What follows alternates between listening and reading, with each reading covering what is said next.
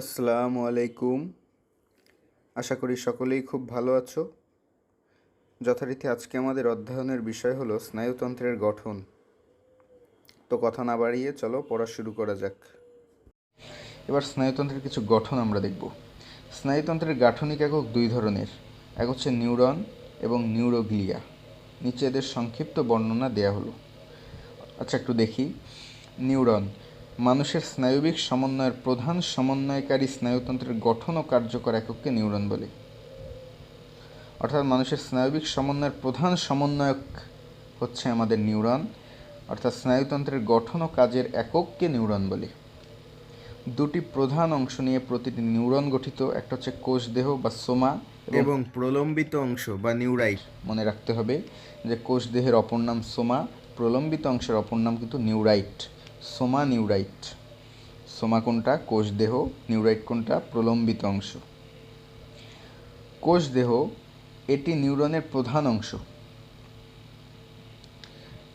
গোল, ডিম্বাকার, নক্ষত্রাকার, মোচাকার, সূচালো প্রভৃতি বিভিন্ন আকারের হয়। কোষদেহের ব্যাস 5 থেকে 120 মাইক্রোমিটার পর্যন্ত হতে পারে।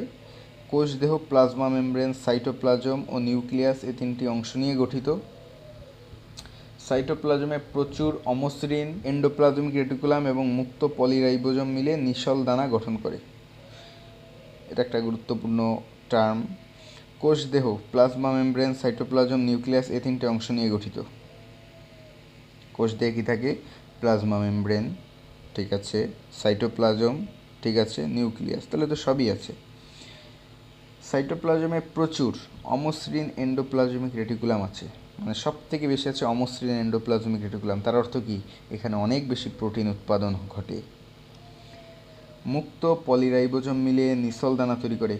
অর্থাৎ সাইটোপ্লাজমে প্রচুর অমসৃণ এন্ডোপ্লাজমিক রেটিকুলাম এবং মুক্ত পলিরাইবোজোম মিলিয়ে একটা গঠন তৈরি করে, সেটাকে বলে নিসল দানা। নিসল দানা এই গঠনটার মধ্যে রয়েছে অমসৃণ এন্ডোপ্লাজমিক রেটিকুলাম আর মুক্ত পলিরাইবোজোম। খুবই মনে রাখতে হবে যে নিসল দানা কী। আমরা বলবো নিউরনের কোষদেহের সাইটোপ্লাজমে অমসৃণ এন্ডোপ্লাজমিক রেটিকুলাম এবং মুক্ত পলিরাইবোজোম মিলে যে গঠনটা তৈরি করে সেটাই নিসল দানা।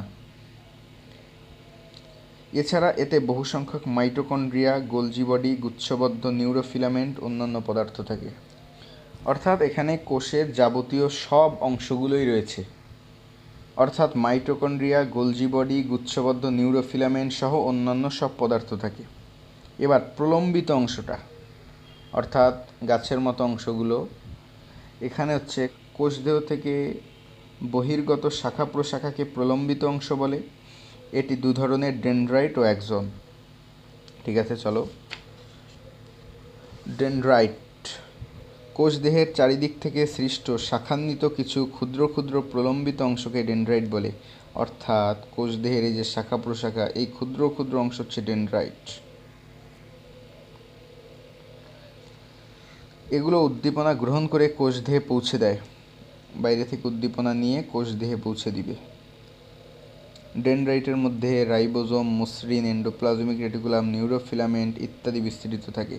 অর্থাৎ এবার দেখো মসৃণ, আগেরবার অমসৃণ ছিল কোষদেহে, এবার কিন্তু মসৃণ এন্ডোপ্লাজমিক রেটিকুলাম ডেনড্রাইটে বা প্রলম্বিত অংশ বা নিউরাইটের মধ্যে। তাহলে রাইবোজোম, মসৃণ এন্ডোপ্লাজমিক রেটিকুলাম, নিউরোফিলামেন্ট ইত্যাদি বিস্তৃত থাকে, মানে এখানে অল্প স্বল্প উপকরণগুলো আছে, যেমন রাইবোজোম, এন্ডোপ্লাজমিক রেটিকুলাম, নিউরোফিলামেন্ট। মাইটোকন্ড্রিয়া জাতীয় কিছু, মাইটোকন্ড্রিয়া বা সম্পূর্ণ কোষের গঠনগুলো এখানে নেই। এরপরে অ্যাক্সন, কোষদেহের নিসল দানাবিহীন এলাকা। কোষদেহের নিসল দানাবিহীন এলাকা থেকে যে দীর্ঘাকার নিউরাইটটি উৎপন্ন হয় তাকে অ্যাক্সন বলে। নিসল দানাবিহীন এলাকা, এটা আসলে মাইক্রোস্কোপিক গঠন, এটা আসলে এভাবে দেখা যাবে না, তারপর আমরা বুঝে নিব যে নিসল দানাবিহীন যে এলাকা থাকে সেখান থেকে নিউরাইট উৎপন্ন হয়। তাহলে আমরা এটা মনে রাখবো, যেখানে নিসল দানাটা নেই সেখানেই অ্যাক্সন উৎপন্ন হয়। অ্যাক্সন কোথা থেকে উৎপন্ন হয়? নিসল দানাবিহীন এলাকা থেকে। নিসল দানাবিহীন এলাকা থেকে।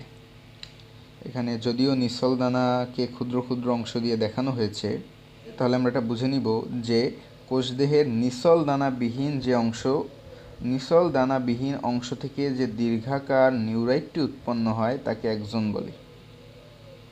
তাহলে নিসল দানাবিহীন এলাকা থেকে দীর্ঘাকার নিউরাইটটি উৎপন্ন হয়, তাকে অ্যাক্সন বলে। অ্যাক্সনের মধ্যে মাইক্রোটিউবিউল, নিউরোফিলামেন্ট, মাইটোকন্ড্রিয়া, লাইসোজোম ইত্যাদি অঙ্গাণু থাকে। দেখো লাইসোজোম আছে, তার মানে এখানে জীবাণুর বিরুদ্ধে প্রতিরোধ করার ক্ষমতা আছে। আরেকবার দেখি যে অ্যাক্সনের মধ্যে আছে মাইক্রোটিউবিউল, নিউরোফিলামেন্ট, মাইটোকন্ড্রিয়া, লাইসোজোম ইত্যাদি অঙ্গাণু। তাহলে মাইক্রোটিউবিউল, নিউরোফিলামেন্ট, মাইটোকন্ড্রিয়া, লাইসোজোম এগুলো আছে। অ্যাক্সন একটি অথবা দুটি আবরণ দিয়ে আবৃত থাকে, তখন এর নাম হয় স্নায়ুতন্তু। অ্যাক্সন একটি অথবা দুটি আবরণ দিয়ে আবৃত থাকতে পারে, তখন এটার নাম হবে কি? স্নায়ুতন্তু। চাপা সোয়ান কোষ নির্মিত নিউরিলেমা নামক একটি আবরণীতে অ্যাক্সন বেষ্টিত থাকে।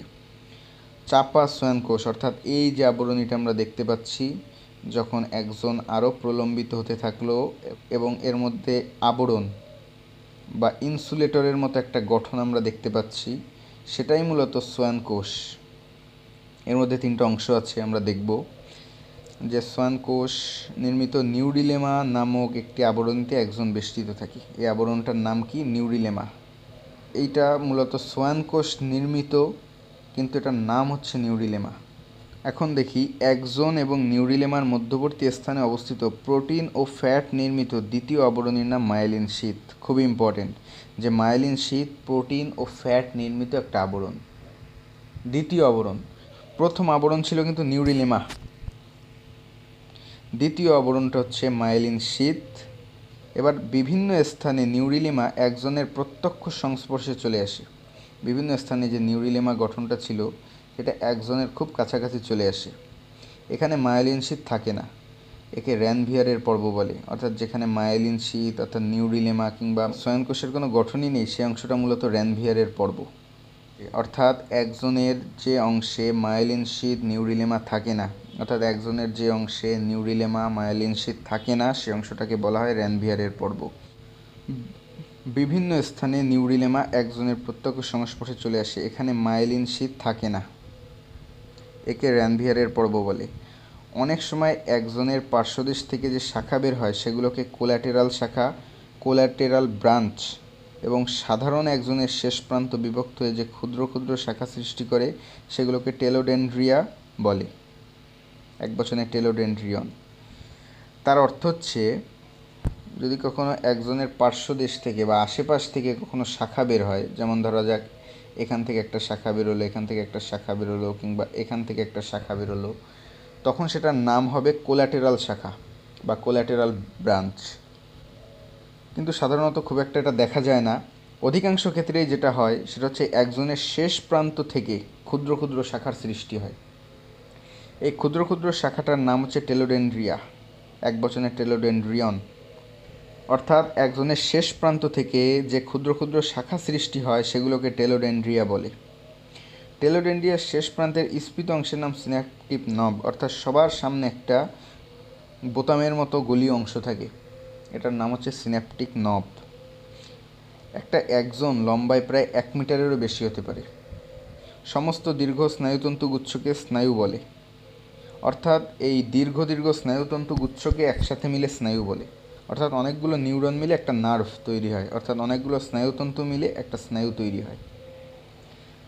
তো এখানে অ্যাক্সন ও ডেনড্রাইটের আমরা কিছু পার্থক্য দেখব। তো প্রথমে তার আগে আরেকবার একটু মনে করে আসি অ্যাক্সনটা কী ছিল। প্রথমত নিউরন, নিউরনটা গঠন হয়েছিল কোষদেহ বা যার নাম সোমা, কোষদেহ সোমা, প্রলম্বিত অংশ বা নিউরাইট, কোষদেহ সোমা প্রলম্বিত অংশ বা নিউরাইট, কোষদেহ সোমা প্রলম্বিত অংশ বা নিউরাইট, এই দুই ধরনের অংশ দ্বারা কোষদেহটা মূলত সবথেকে ইম্পর্টেন্ট অংশ। এটা মূলত কোষের যাবতীয় সব উপকরণগুলো ধারণ করে। একই সাথে সবথেকে গুরুত্বপূর্ণ যে অংশটা সেটা হচ্ছে অমসৃণ এন্ডোপ্লাজমিক রেটিকুলামের ঘনত্ব একটু বেশি থাকে, পরিমাণ বেশি থাকে, যাতে এখানে বেশি পরিমাণ প্রোটিন তৈরি হয়। তো যাই হোক, দেখছি এখানে প্রথমত কোষদেহ বা সোমা, এটি প্রধান অংশ গোল ডিম্বাকার, মোচাকার, সূচালো প্রভৃতি আকার হয়ে থাকে। কোষদেহের ব্যাস 5 থেকে 120 মাইক্রোমিটার। কোষদেহ প্লাজমা মেমব্রেন, সাইটোপ্লাজম, নিউক্লিয়াস এই তিনটে অংশ নিয়ে গঠিত। সাইটোপ্লাজমে প্রচুর অমসৃণ এন্ডোপ্লাজমিক রেটিকুলাম এবং মুক্ত পলিরাইবোজোম থাকে। মুক্ত পলিরাইবোজোম, এটা খুবই ইম্পর্টেন্ট টার্ম, যে মুক্ত পলিরাইবোজোমের সাথে অমসৃণ এন্ডোপ্লাজমিক রেটিকুলাম যুক্ত হয়ে নিসল দানা নামক একটা গঠন তৈরি করে। এছাড়া এতে মাইটোকন্ড্রিয়া, গোলজি বডি, গুচ্ছবদ্ধ নিউরোফিলামেন্ট সহ অন্যান্য সব পদার্থই থাকে। তাহলে এখানে যেটা মনেই রাখতে হবে, এন্ডোপ্লাজমিক রেটিকুলামের সাথে মুক্ত পলিরাইবোজোম সমান নিসলদানা। এরপরে প্রলম্বিত অংশ বা নিউরাইট। নিউরাইটের মধ্যে ডেনড্রাইট এবং অ্যাক্সন এই দুটার ভাগ আছে। মানে কোষদেহ থেকে যে শাখা প্রশাখাগুলো বের হয় সেগুলোই মূলত প্রলম্বিত অংশ বা নিউরাইট। আর এর মধ্যে দুটো ভাগ আছে, সেটা হচ্ছে ডেনড্রাইট আর অ্যাক্সন। ডেনড্রাইটের মধ্যে আমরা দেখেছি যে কোষদেহের শাখার মতো অংশগুলোই মূলত ডেনড্রাইট। এগুলো উদ্দীপনা গ্রহণ করে কোষদেহের কাছে পৌঁছায় দেয়। আর ডেনড্রাইটের মধ্যে আছে বলতে গেলে রাইবোজোম, মসৃণ এন্ডোপ্লাজমিক রেটিকুলাম আর কিছু নিউরোফিলামেন্ট। রাইবোজোম আছে, মসৃণ এন্ডোপ্লাজমিক রেটিকুলাম আছে, অর্থাৎ এই শাখাগুলোর মধ্যে রাইবোজোম আর মসৃণ এন্ডোপ্লাজমিক রেটিকুলাম, অমসৃণ না কিন্তু। এবার অ্যাক্সন মোটামুটি জটিল গঠন বলা যায়, যে এখানে নিসলদানাবিহীন যে অংশটা কোষদেহের ছিল সেই অংশ থেকে যে নিউরাইটটা গঠন হয় বা সেই অংশ থেকে যে প্রলম্বিত অংশটা গঠন হয় সেটার নামই অ্যাক্সন। তাহলে কি, কোষদেহের নিসলদানাবিহীন অংশ বা এলাকা থেকে যে প্রলম্বিত অংশটা তৈরি হয় তাকে অ্যাক্সন বলে। অ্যাক্সনের মধ্যে মাইক্রোটিউবিউল, নিউরোফিলামেন্ট, মাইটোকন্ড্রিয়া, লাইসোজোম ইত্যাদি অঙ্গাণু থাকে। অ্যাক্সন একটি অথবা দুটি আবরণী দিয়ে আবৃত থাকে, তখন এর নাম হয় স্নায়ুতন্তু, নার্ভ ফাইবার, অর্থাৎ এই আবরণী। অ্যাক্সন একটি অথবা দুটি আবরণী দিয়ে আবৃত থাকে, তখন এর নাম হয় স্নায়ুতন্তু। চাপা শ্বয়নকোষ নির্মিত নিউরিলেমা নামক একটি আবরণী দ্বারা এই অ্যাক্সনটা আবৃত থাকে। অর্থাৎ সবার বাইরের যে আবরণীটা সেটা কিন্তু শ্বয়নকোষ নির্মিত নিউরিলেমা আবরণী। তাহলে অ্যাক্সন একটি অথবা দুটি আবরণ দিয়ে আবৃত থাকে, তখন এর নাম হয় স্নায়ুতন্তু। যদি এই অ্যাক্সনটায় কোনো আবরণী না থাকতো, এর কিন্তু স্নায়ুতন্তু নামও থাকতো না, শ্বয়নকোষও আসতো না। তাহলে যে হিসাবটা আসলো, অ্যাক্সনে যদি একটা বা দুইটা আবরণী থাকে তখন এটার নাম হবে স্নায়ুতন্তু, আর তখনই শ্বয়নকোষ বা নিউরিলেমার হিসাবগুলো আসবে। কিন্তু যদি অ্যাক্সনের সাথে এই আবরণী কোষগুলো না থাকতো তাহলে এটা শুধু অ্যাক্সনই থাকতো, কখনো স্নায়ুতন্তু হতে পারতো না। এটাই মূলত এখানে বলা হয়েছে। তো চাপা শ্বয়নকোষ নির্মিত নিউরিলেমা নামক একটি আবরণীতে অ্যাক্সন বেষ্টিত থাকে। হ্যাঁ, চাপা শ্বয়নকোষ নির্মিত যে সবার বাইরের আবরণীটা তার নাম হচ্ছে নিউরিলেমা, এটা দ্বারা অ্যাক্সন বেষ্টিত থাকে। অ্যাক্সন ও নিউরিলেমার মধ্যবর্তী স্থানে, অ্যাক্সন এবং নিউরিলেমার মধ্যবর্তী স্থানে যে অংশটা থাকে সেটা সবথেকে গুরুত্বপূর্ণ অংশ, প্রোটিন ও ফ্যাট নির্মিত আবরণী মায়েলিন শীথ। অনেক জায়গায় দেখা যায় যেসব জায়গায় মায়েলিন শীথগুলো নেই, এই অংশগুলোর নাম হচ্ছে র্যানভিয়ারের পর্ব। অনেক সময় অ্যাক্সনের আশেপাশ থেকে বিভিন্ন শাখা তৈরি হতে পারে। যদি শাখাগুলো তৈরি হতো তাহলে নাম হতো কোল্যাটেরাল শাখা বা কোল্যাটেরাল ব্রাঞ্চ।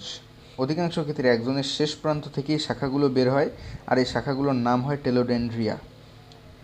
এক একটা শাখার নাম টেলোডেন্ড্রিয়ন। আর প্রত্যেকটা টেলোডেন্ড্রিয়নের শেষ প্রান্তে একটা নবের মতো অংশ থাকে, যেটার নাম হচ্ছে সিন্যাপটিক নব। এই নবের মাধ্যমে একটা নিউরনের সাথে আরেকটা নিউরন সংযুক্ত থাকে আর কি। তো এরকম একটা অ্যাক্সন লম্বায় 1 মিটারের থেকেও বেশি হতে পারে। সমস্ত দীর্ঘ স্নায়ুতন্তু গুচ্ছকে একত্রে স্নায়ু বলে, অর্থাৎ অনেকগুলো নিউরন মিলে একটা স্নায়ু তৈরি করবে। অর্থাৎ দীর্ঘ এক টানে যতগুলো নিউরন রয়েছে সবগুলো মিলে একটা স্নায়ু তৈরি করবে। এবার দেখো, একটা ছক রয়েছে অ্যাক্সন ও ডেনড্রাইটের মধ্যে পার্থক্য। প্রথমত, প্রত্যেক স্নায়ুকোষে এদের সংখ্যা। প্রত্যেক স্নায়ুকোষে অ্যাক্সন সাধারণত একটাই থাকে। ডেনড্রাইট কিন্তু এক বা একাধিক বা কখনো নেই এমনও থাকতে পারে। মানে এই যে প্রলম্বিত অংশগুলো, এগুলো থাকতেও পারে নাও থাকতে পারে, কিন্তু অ্যাক্সন না থাকলে হবেই না, এরকম একটা ব্যাপার। অর্থাৎ সাধারণত একটি স্নায়ুকোষে একটাই থাকবে, আর ডেনড্রাইট এক বা একাধিক তো থাকবে, আবার নাও থাকতে পারে। আর দৈর্ঘ্য অ্যাক্সন সাধারণত 0.25 থেকে 10 মিলিমিটার লম্বা হতে পারে এবং সমব্যাস সম্পন্ন। প্রত্যেকটার মধ্যকার ব্যাস সমান, তাই বলছে।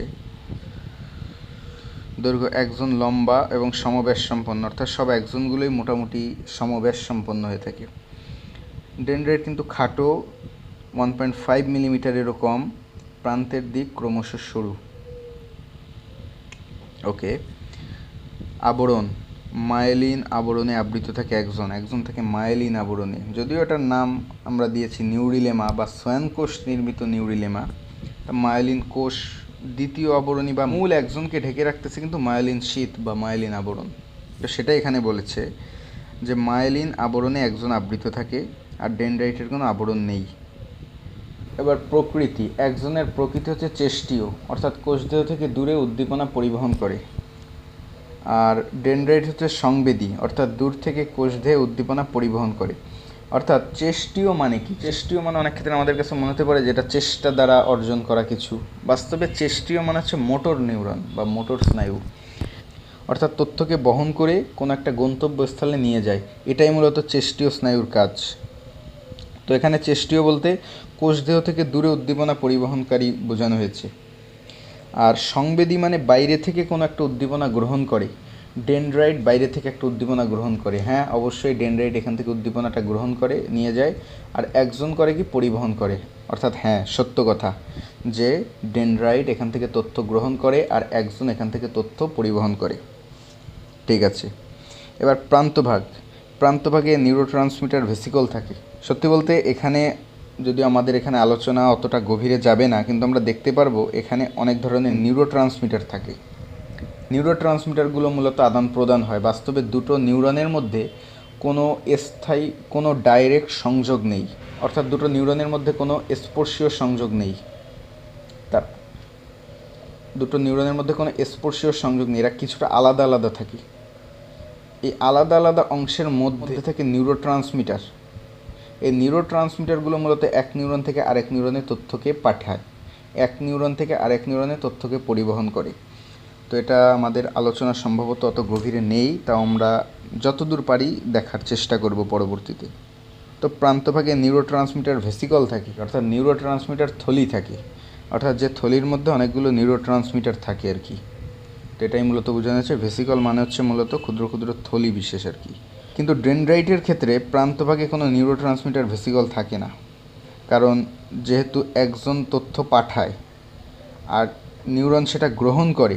তথ্য পাঠানোর সময় আমাদের ভেসিকল লাগবে, কিন্তু গ্রহণের সময় তো কোনো ভেসিকল লাগার কথা না, তাই না?